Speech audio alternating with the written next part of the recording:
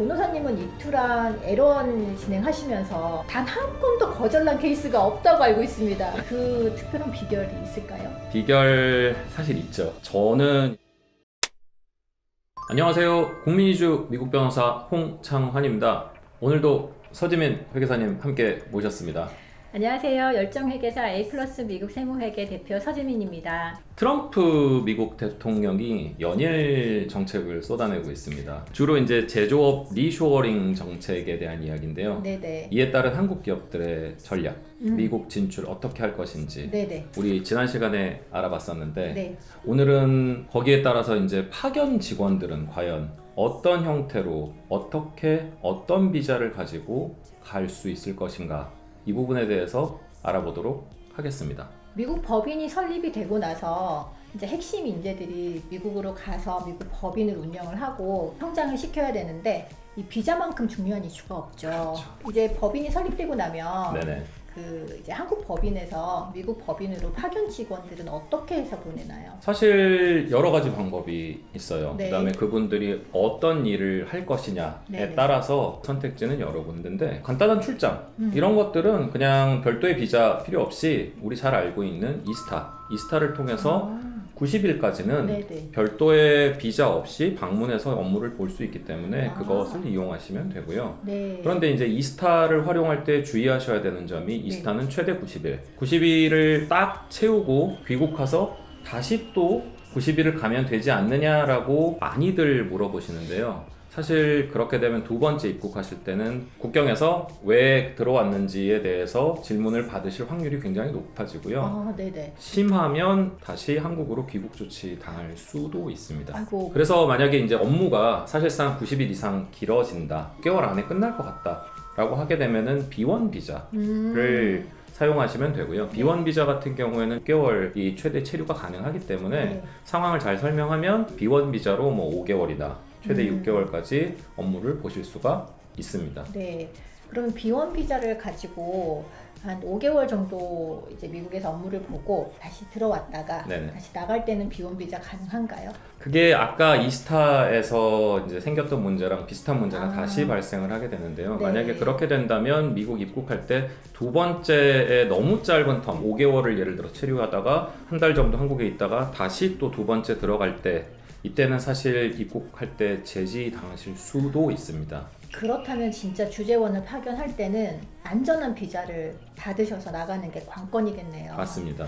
그 경우에 사실 B1 비자가 또 다른 restriction, 이스타도 마찬가지지만 네. 기간뿐만 아니라 업무의 스코프에도 좀 제한이 있어요. 만약에 음. 생산 현장에 투입이 되는 인원들이다 네네. 라고 한다면 사실 이스타하고 B1 비자는 성격에 맞지 않습니다. 아. B1 비자하고 이스타는 비즈니스 출장으로 출장에 가서 서류 업무를 보시는 것, 심지어는 공장의 관리 감독까지는 할 수 있으세요. 그러나 네네. 해서는 안 되는 행위 중에 하나가 생산 활동에 직접 관여하는 행위, 즉 생산 라인을 터치를 하거나, 이렇게 되면 사실 원래 비자 목적에 어긋나요. 있는 그대로 내가 생산 라인에서 넉 달 동안 일을 하고 올게 라고 말을 하시면 입국 거절당하십니다. 6개월 미만이라도 생산 라인에 직접 투입이 돼야 되는 인원이거나, 네네. 또는 사무직이라도 네. 이제 7개월, 8개월, 심지어는 1년 네. 이런 기간 동안 파견을 가야 하는 직원들이 있다 라고 한다면 네. 주로 이제 선택지가 L 비자하고 E2 비자가 이제 선택지가 있는데요. 네네. L 비자는 사실 주재원 비자로 많이 알려져 있어요.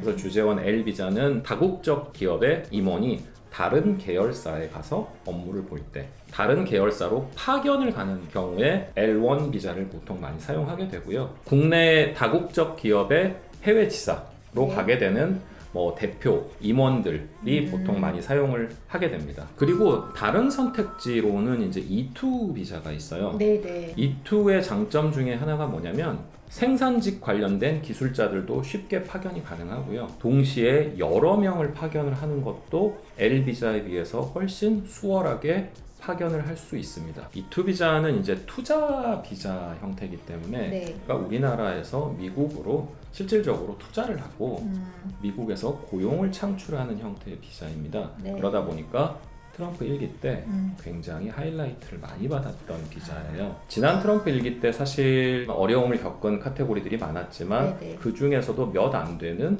빚을 받던 카테고리 중에 하나가 E2 비자였어요. 이제 트럼프 때 네네. 법인세를 낮추었죠. 맞습니다. 네, 예. 그래서 이제 미국 법인을 세우시고 네네. 미국에서 활동하시는 대표님들이 그 혜택을 많이 본 걸로 알고 있습니다. 맞아요. 이번에도 혹시 뭐 트럼프 2기인데 네네. 그런 정책들이 있어가지고 E2 비자를 발급받으시는 분들에게 어떤 혜택이 있다고 예상을 하실까요? 네, 맞습니다. 트럼프 1기 때하고 마찬가지로 네. 투자 활동에 대해서는 굉장히 인크리즈할 확률이 커요. 네. 그렇기 때문에 이 투자 비자 절차에 대해서는 오히려 단순화하고 간소화하면서 이 절차를 더 빠르게 할 확률이 높습니다. 단 서류가 잘 준비된다면 트럼프 행정부는 외국 이민에 대해서 발을 높이는 정책을 기본적으로 가지고 있기 때문에 네네. 서류의 기준 자체는 높아질 확률이 큽니다. 사실 최근에 네. 굉장히 승인율이 떨어지는 건 사실이에요.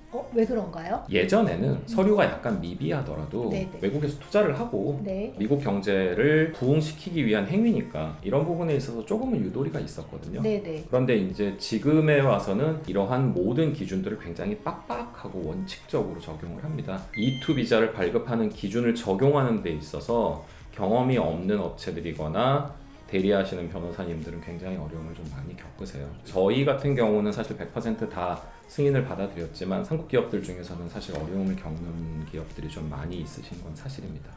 그러나 속도에 있어서나 이런 부분들은 오히려 더 짧아지고 빨라질 확률도 E2 비자는 높다고 보는 게 맞습니다. 법인을 설립하고 이제 운영하시는 대표님들 중에 E2 비자를 받으면 영주권으로의 전환이 어렵다 이런 질문을 상당히 많이 하시는데 이 부분에 대해서 좀 짚고 넘어가 주시면 좋을 것 같습니다. 맞습니다. 사실 굉장히 많이 저도 듣는 질문 중에 하나인데요. 네. E2 비자가 투자자 비자로 많이 알려져 있거든요. 네네. 근데 사실 E2 비자는 카테고리가 두 가지입니다. 그리고 이 두 가지 카테고리가 성격이 확연히 달라요. E2 인베스터 타입이 있고 네. E2 이센셜 임플로이 타입이 있어요. 그래서 E2 인베스터 타입은 사람들이 주로 투자자 비자로 많이 알고 계시는 타입인데 어떤 경우에 사용하시냐면 약간의 전문성이 있어서 세탁소를 한다든지 또는 프랜차이즈 커피숍을 운영한다든지 통닭집을 운영한다든지 이렇게 직접 투자를 통해서 미국에 가서 생활을 하고 비즈니스를 영위하는 경우에 E2 인베스터 타입을 많이 사용을 하세요.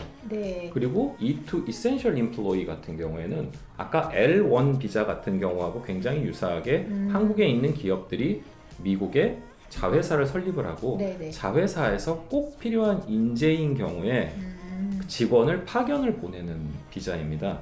E2 Essential Employee 타입의 비자는 네. 영주권 전환이 전혀 어렵지 않습니다. L하고 완전히 똑같은 조건이고요. 자영업이라든지 아까 말씀드린 이제 세탁소나 커피숍 같은 경우에는 E2 인베스터 타입인데 이 타입은 영주권 전환이 어려울 수 있는 건 사실입니다. 사실 E2라는 카테고리를 사용을 하는 이유가 뭐냐면 E2는 모든 국가에게 주어지는 비자 카테고리는 아닙니다. 조약국에만 허용이 되는 비자 카테고리고요. 중국, 네. 인도 네. 국적의 사람들은 이 E2 비자의 혜택을 볼 수가 없습니다. 네. 그렇기 때문에 조약국의 시민들은 우리나라 같은 네. E2 카테고리를 잘 활용하시는 게 좋아요.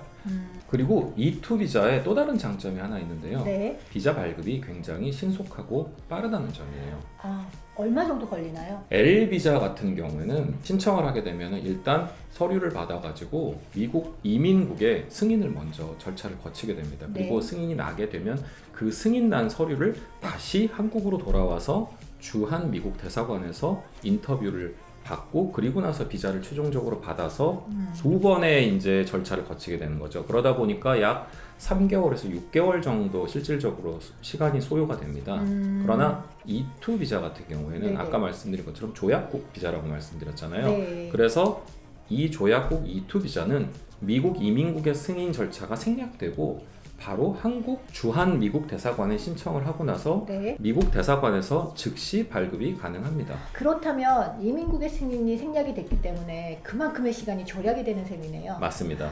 변호사님은 E2랑 L1 진행하시면서 네네. 단 한 건도 거절난 케이스가 없다고 알고 있습니다. 그리고 제가 이제 맡긴 그런 이민 비자 서류들 들어가면 받았습니다 연락을 제가 매번 듣는데요. 그 특별한 비결이 있을까요? 비결 사실 있죠. 저는 이제 올해로 21년 차 변호사인데 10년 이상을 제조기업에서 경력을 보냈습니다. 그리고 미국 주재원 생활도 3년 이상 하면서 그 미국 제조회사의 미국 파견 업무를 직접 받고, 그래서 어떠한 형태로 미국 자회사가 운영이 되는지 잘 알고 있습니다. 비자의 복잡한 규정들을 맞추는데 실질적인 회사의 상황을 이 비자의 요건들에게 맞추어 나가는 과정이 이게 변호사가 해야 되는 과정이거든요. 그 서류를 만들어가는 과정에 있어서 실질적으로 우리 회사가 어떠한 업무를 하고 있고 미국 경제에 어떠한 형태로 기여를 할 것인지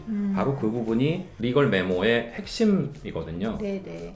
오늘은 이제 미국 법인 설립에 이어서 진짜 미국 법인을 설립을 하고 주재원을 파견할 때 필요한 비자에 대해서 알아봤는데요. 미국 법인을 생각하시는 대표님들이 계시다면 혼자 걱정하시고 고민하지 마시고 국민이주 홍창한 변호사님에게 연락을 주시면 친절하게 상담해 주시고 정확하게 결정을 하셔서 잘 진행되실 수 있게 도와드릴 겁니다. 오늘 시청해 주셔서 감사합니다. 감사합니다.